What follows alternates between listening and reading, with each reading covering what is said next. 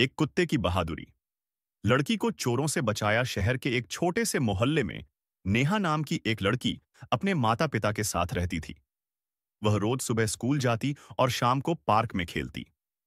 नेहा के घर के बाहर एक आवारा कुत्ता था, जिसे वह रोज रोटी खिलाती थी।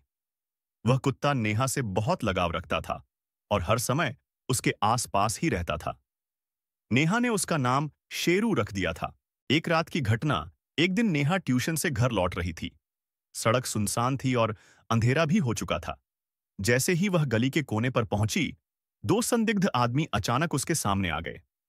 वे चोर थे और उन्होंने नेहा का बैग खींचने की कोशिश की। नेहा डर गई और जोर से चिल्लाई, लेकिन गली में कोई नहीं था जो उसकी मदद कर सके।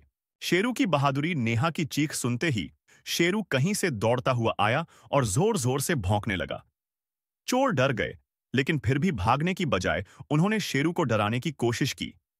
लेकिन शेरू ने हिम्मत नहीं हारी। वह उन पर झपट पड़ा और उनमें से एक को पकड़ लिया। दूसरा चोर डरकर भागने लगा, लेकिन शेरू ने पहले चोर को जाने नहीं दिया।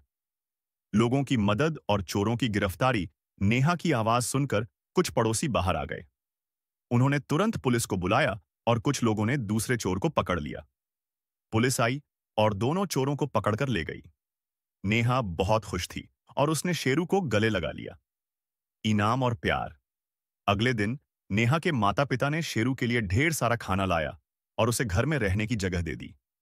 वह अब उनका पालतू कुत्ता बन गया और हमेशा नेहा की सुरक्षा करता रहा।